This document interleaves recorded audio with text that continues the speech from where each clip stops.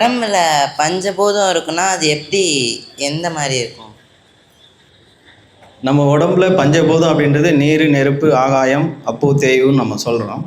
இந்த பாடிக்குள்ளே ஒரு செயல்பாடு இருக்குது. அந்த செயல்பாடு என்னவா இருக்குன்னா இயற்கையாக இருக்குது. நீங்கள் சாப்பிட்டாலும் சாப்பிடனாலும் அது தன்னைத்தானே ப்ரொடியூஸ் பண்ணிக்கக்கூடிய ஒரு பஞ்சபூத தத்துவமாக இருக்குது. அது என்ன அப்படின்னா உடம்புல இருக்கிற சூடு, அந்த சூடு வெளியே இருக்குது, ஆனால் உள்ளே வரும்போது அது எனர்ஜியாக மாறுது. இப்போ அப்பு, தேய்வு, வாயுன்றது அது ஆகாயமாக இருக்குது. ஆகாயம்ன்ற இப்போ நம்ம ஒரு கீழே ஒரு இடத்துல நிற்கிறோம், இடத்துக்கு மேலே ஒரு எனர்ஜி இருக்குது, கீழே ஒரு எனர்ஜி இருக்குது. இது கீழே இருக்கிற எனர்ஜி வந்து இழுத்து பிடிச்சிக்குது நம்மளை, மேலே இருக்கிற எனர்ஜி வந்து நம்மளை இழுத்து வலிக்குது. அது ரெண்டுத்துக்கும் நடுவில் நம்ம பேலன்ஸ் பண்ணி நிற்கிறோம். அது நிற்கிறதுக்கு எது காரணமாக இருக்குதுன்னா நம்ம உடம்புக்குள்ளே இருக்கிற உஷ்ணம்.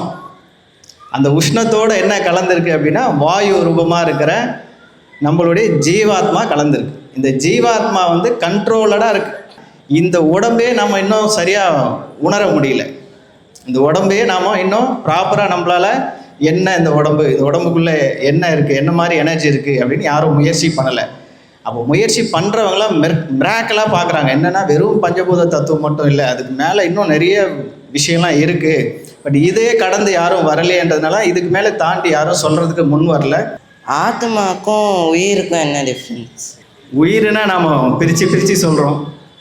ஆன்மான்றது பிரிவில்லாதது, ஏகம்னா எல்லா இடத்துலையும் இருக்குது.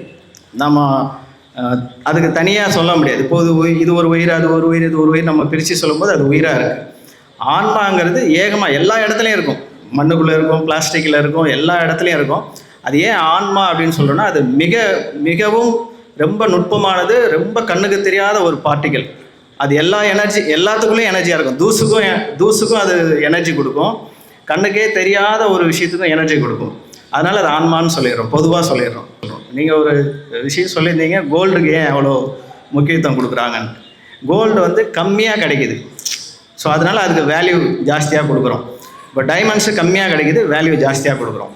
அயன் வந்து நிறைய கிடைக்கிது, ஸோ எல்லா இடத்துலையும் கிடைக்கிறதுனால அயனுக்கு எவ்வளோ கிடைக்குதோ அவ்வளோ வேல்யூ கொடுக்குறோம். இப்போ ஜீவாத்மா பரமாத்மா என்ன டிஃபரன்ஸு? ரெண்டு ஆன்மாவுமே ஒன்று தானா?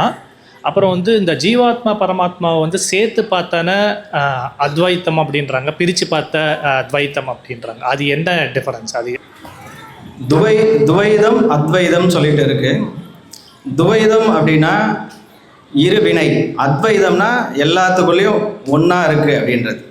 இப்போது பரமாத்மா அப்படின்றது தான் அத்வைதம், அது எல்லாருக்குள்ளேயும் இருக்குது. ஆனால் நாம் அதை ஒத்துக்கவே மாட்டோம். எப்படி ஒத்துக்க மாட்டோம்னா, ஒருத்தர் சொல்லாமல் நமக்கு ஒரு விஷயம் தெரியாது, நம்ம ஒரு விஷயத்தை பார்க்காம நம்மளால் உணர முடியாது அப்படின்றதுனால நம்ம துவைதமாக இருக்கிறோம். துவைதமாக இருக்கிறதுனால நமக்கு அத்வைதம் புரிய மாட்டேங்குது. அத்வைதம் எப்போ புரிய வரும் அப்படின்னா பரமாத்மாவை உணர்ந்தால் மட்டும்தான் புரியும். அது ஏன் பரமாத்மா அப்படின்னு நம்ம அதை சொல்கிறோம் அப்படின்னா அது பார்ட்டிக்கெல்லாம் இல்லாமல் இருக்குது, எனர்ஜியாக இருக்குது, டோட்டல் எனர்ஜியாக இருக்குது. அந்த டோட்டல் எனர்ஜிலேருந்து உடஞ்சி வரும்போது தான் நம்ம துவைதமாக மாறுறோம். அந்த துவைதமாக மாறும்போது நமக்கு பரமாத்மா அப்படின்ற ஒரு பொருளும் ஜீவாத்மா அப்படின்ற ஒரு பொருளும் வந்துடுது. இப்போ நாம் எங்கேருந்து வந்தோம் அப்படின்னா பரமாத்மாலேருந்து வந்திருக்கிறோம். பரமாத்மாலேருந்து இந்த உடலுக்குள்ளே வந்ததுனால ஜீவாத்மா ஆகிட்டோம். நாமளே தான் ஜீவாத்மா, நாமளே தான் பரமாத்மா. நாம் எங்கே இருக்கிறோமோ அங்கே இருக்கிறது தன்மைக்கு ஏற்ற மாதிரி அது அத்வைதம் துவைதம் சொல்கிறோம், பரமாத்மா ஜீவாத்மான்னு சொல்கிறோம். ஸோ நீங்கள் பரமாத்மாவை உணர்ந்துட்டீங்க அப்படின்னா இது ஜீவாத்மாவுடைய தன்மை என்ன அப்படின்னு தெரிய வரும். அதனால் இது இருநிலையாக இருக்கிறதுனால தான் நமக்கு அந்த கேள்வியே வருது.